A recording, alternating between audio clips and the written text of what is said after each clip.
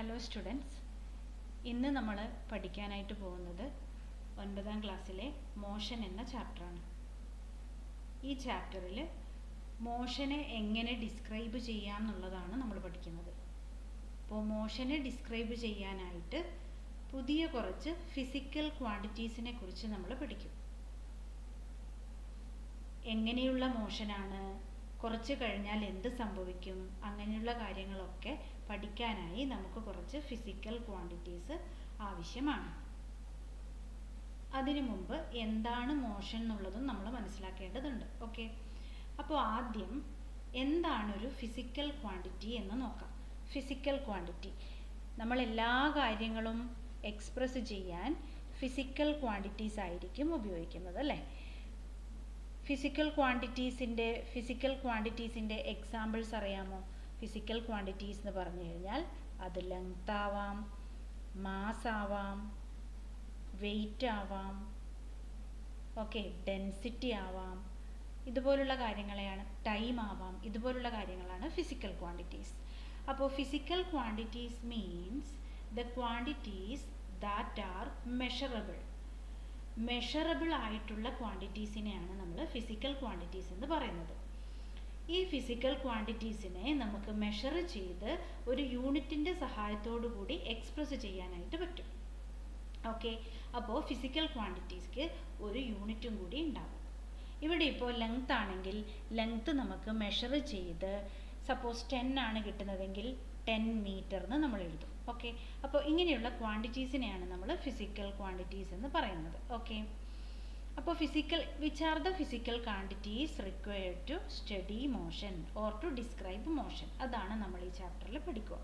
പിന്നീട് നമ്മൾ equations of motion പഠിക്കും. ഓക്കെ, അതിനു മുമ്പ് എന്താണ് മോഷൻ അത് നമ്മൾ അറിഞ്ഞിരിക്കണം. എന്താണ് മോഷൻ? മോഷൻ എന്ന് പറഞ്ഞു കഴിഞ്ഞാൽ നമുക്കറിയാം, മൂവ് ചെയ്യുന്ന ഒരു അവസ്ഥ, അല്ലേ? എന്തെങ്കിലും ഒരു സബ്സ്റ്റൻസ് അല്ലെങ്കിൽ ഒരു ഒബ്ജക്റ്റ് മൂവ് ചെയ്യുന്നുണ്ടെങ്കിൽ നമ്മൾ പറയും ആ ഒബ്ജക്റ്റ് മോഷനിലാണ്. ഓക്കെ, അപ്പോൾ ഒരു ഒബ്ജക്റ്റ് മോഷനിലല്ല എങ്കിൽ അതെന്തിലായിരിക്കും? മോഷനിലല്ല എങ്കിൽ നമുക്ക് എന്ത് പറയാനായിട്ട് പറ്റും? ആ ഒബ്ജക്റ്റ് റെസ്റ്റിലാണ്. അപ്പോൾ ഒബ്ജക്റ്റ് റെസ്റ്റിലാണ് അല്ലെങ്കിൽ മോഷനാണ് എന്നൊക്കെ തീരുമാനിക്കണമെങ്കിൽ നമുക്ക് എന്ത് വേണമെന്നറിയോ? നമുക്കൊരു റെഫറൻസ് പോയിന്റ് ആവശ്യമാണ്. ഒരു റെഫറൻസ് പോയിന്റിൻ്റെ അടിസ്ഥാനത്തിൽ മാത്രമേ നമുക്ക് ഒബ്ജക്റ്റ് മോഷനിലാണോ അല്ലെങ്കിൽ റെസ്റ്റിലാണോ എന്ന് പറയാനായിട്ട് പറ്റുള്ളൂ. ഓക്കെ, ഈ റെഫറൻസ് പോയിന്റിനെയാണ് നമ്മൾ ഒറിജിൻ എന്ന് പറയുന്നത്.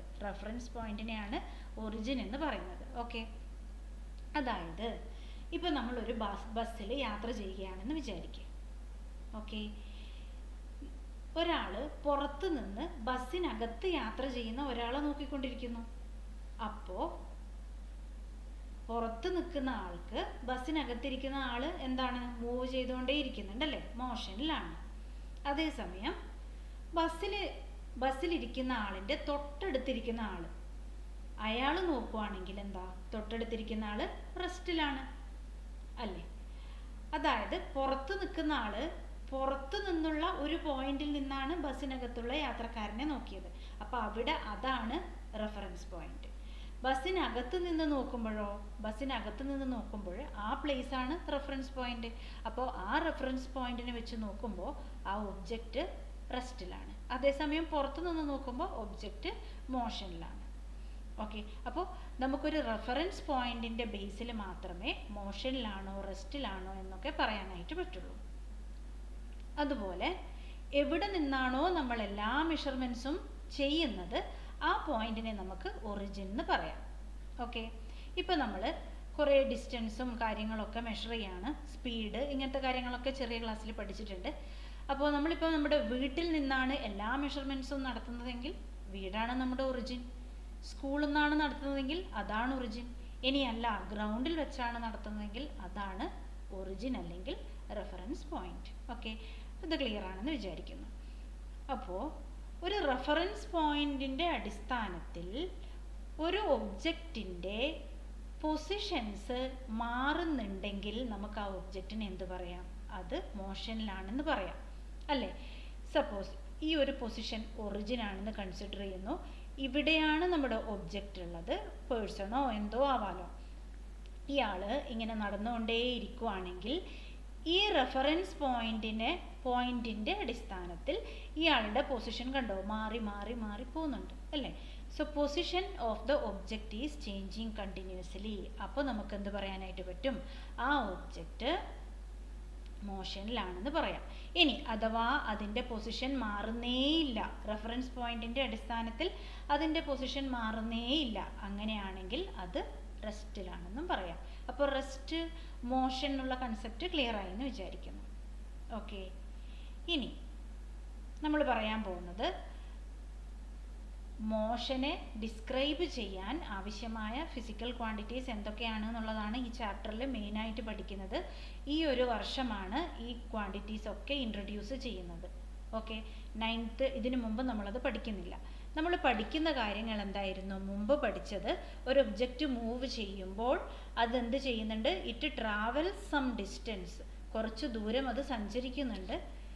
എത്ര ദൂരം, എത്ര സമയത്തിനുള്ളിൽ, അങ്ങനെയൊക്കെയാണ് നമ്മൾ പറയാം അല്ലേ? അപ്പോൾ ഒരു ടൈം ഉണ്ട്, അതുമായി ബന്ധപ്പെട്ട ഒരു ടൈം ഉണ്ട്. പിന്നെ എത്ര സ്പീഡിൽ സഞ്ചരിക്കുന്നു, അപ്പോൾ സ്പീഡ്. ഇത് മൂന്നുമാണ് നമ്മൾ മുമ്പ് പഠിച്ചിരിക്കുന്ന ഫിസിക്കൽ ക്വാണ്ടിറ്റീസ്. ഇതൊക്കെ മെഷർ ചെയ്യാം നമുക്ക്. With the help of A unit we can express it also. Okay, measurable ആണ്. ഇനി എന്തായിരുന്നു ഡിസ്റ്റൻസ്?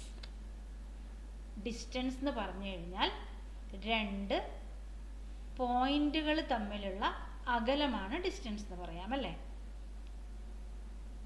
അതായത് ഇവിടെയാണെങ്കിൽ, ഈ എക്സാമ്പിൾ ആണെങ്കിൽ, ഈ O എന്ന് പറയുന്ന പൊസിഷനിൽ അവിടെ നിന്ന് ട്രാവൽ ചെയ്ത് ഇതാ ഇങ്ങനെയൊക്കെ ട്രാവൽ ചെയ്ത് ഇവിടെ എത്തി എന്ന് വിചാരിക്കേ. അപ്പോൾ ഈ ഒരു ലെങ്ത് പ്ലസ് ഈ ഒരു ലെങ്ത് അല്ലേ, ഇതാണ് അത് അയാൾ അല്ലെങ്കിൽ ആ ഒബ്ജക്റ്റ് ട്രാവൽ ചെയ്ത ടോട്ടൽ ഡിസ്റ്റൻസ് ആണോ? ഇത്രയും ഡിസ്റ്റൻസ് ട്രാവൽ ചെയ്തിട്ടുണ്ട്. ഓക്കെ, അതുപോലെ ഈ O എന്ന് പറയുന്ന പൊസിഷനിൽ B എന്ന് പറയുന്ന പൊസിഷനിലേക്ക്, അതായത് ഇതിപ്പം വീടാവാം, ഇത് വീടാവാം, വീട്ടിൽ നിന്ന് നിങ്ങൾക്ക് സ്കൂളിലേക്ക് പോകണം. അപ്പോൾ ഇങ്ങനെ ഒരു പാത്തിലേക്കൂടെ ട്രാവൽ ചെയ്യാനായിട്ട് പറ്റും. ഓക്കെ, അല്ലെങ്കിൽ നിങ്ങൾക്ക് പോകുന്ന വഴിക്ക് ഫ്രണ്ടിൻ്റെ വീട്ടിൽ പോകണമെന്ന് വിചാരിക്കുക. അപ്പോൾ ഇവിടെയാണ് ഫ്രണ്ടിൻ്റെ വീട് എന്ന് വിചാരിക്കുക. അപ്പോൾ ഫ്രണ്ടിൻ്റെ വീട്ടിലേക്ക് പോയി എന്നിട്ടാണ് നിങ്ങൾ സ്കൂളിലേക്ക് പോകുന്നതെങ്കിൽ ഇതായിരിക്കും നിങ്ങളുടെ പാത്ത് അല്ലേ? ഇതായിരിക്കും നിങ്ങളുടെ പാത്ത്. അപ്പോൾ നിങ്ങളുടെ ഡിസ്റ്റൻസ് ട്രാവൽഡ് ഇത്രയും ആയിരിക്കും. ഓക്കെ, ഇനി അല്ല, നിങ്ങൾക്ക് വേണമെങ്കിൽ വേറെ ഒരു ഷോർട്ട് കട്ട് റോഡിലൂടെ ഇങ്ങനെയും ട്രാവൽ ചെയ്ത് പോകാൻ പറ്റുന്നതാണ്. അപ്പോൾ ഇത് മെഷർ ചെയ്ത് കഴിഞ്ഞാൽ we will get the distance. അപ്പോൾ എന്താണ് ഡിസ്റ്റൻസ്? നമ്മൾ പോയ വഴിയുടെ ലെങ്ത് ആണ് distance. So distance is the total path length travelled by the object. Distance is the total path length travelled by the object. Okay, ഇത്രയും കാര്യങ്ങൾ നമുക്ക് ഓൾറെഡി അറിയാം.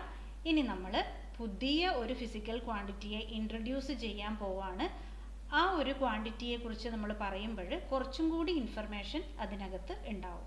അതായത് അതിനകത്ത് നമ്മൾ മാഗ്നിറ്റ്യൂഡ് മാത്രമല്ല, we are considering the direction also. ഈ ഒരു കേസിൽ നമ്മൾ എന്തേ പറയുന്നുള്ളൂ? എത്ര ദൂരം സഞ്ചരിച്ചു എന്ന് മാത്രമേ പറയുന്നുള്ളൂ.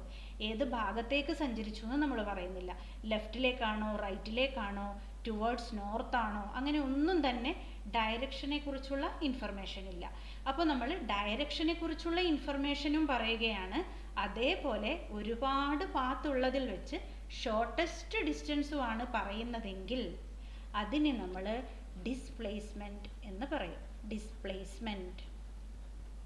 ഓക്കെ, അപ്പോൾ distance and displacement are lengths only. Distance means it is the total path length travelled. Displacement means what? Displacement is the shortest distance between two points. It is the shortest distance. അതായത് ഈ point നിന്ന് നമ്മളൊരു straight line വരച്ചു കഴിഞ്ഞാൽ we will get the shortest distance. അപ്പോൾ ഈ distance O B shortest distance ആണ് അതിൻ്റെ ഡിസ്പ്ലേസ്മെൻറ്റ്. അപ്പോൾ ആ ഷോർട്ടസ്റ്റ് ഡിസ്റ്റൻസ് മെഷർ ചെയ്ത് കഴിഞ്ഞാൽ we will get the magnitude of displacement. അതായത് എത്രയുണ്ടെന്ന് നമ്മൾ അളന്നെഴുതുമല്ലോ, ആ വാല്യൂ ആണ് കിട്ടുക. അപ്പോൾ മാഗ്നിറ്റ്യൂഡ് എന്ന് പറയുന്നത് അതിനെയാണ്, അതിൻ്റെ വാല്യൂ. ഓക്കെ, അപ്പോൾ മാഗ്നിറ്റ്യൂഡ് ഓഫ് ഡിസ്പ്ലേസ്മെൻറ്റ് നമുക്ക് കിട്ടും. ഓക്കെ, ഇനി അതിനൊരു ഡയറക്ഷൻ കൂടി ഉണ്ടാവും. ഏത് ഭാഗത്തേക്ക് എന്ന് നമ്മൾ സ്പെസിഫൈ ചെയ്യും. അപ്പോൾ ഡിസ്പ്ലേസ്മെൻറ്റിന് മാഗ്നിറ്റ്യൂഡും ഡയറക്ഷനും ഉണ്ട്. ഡിസ്റ്റൻസിനാണെങ്കിൽ ഓൺലി മാഗ്നിറ്റ്യൂഡ് മാത്രമേ ഉള്ളൂ. ഓക്കെ, അപ്പോൾ ഡിസ്റ്റൻസും ഡിസ്പ്ലേസ്മെൻറ്റും തമ്മിലുള്ള വ്യത്യാസം മനസ്സിലായി എന്ന് വിചാരിക്കുന്നു. അടുത്ത ക്ലാസ്സിൽ കാണാം. Thank you.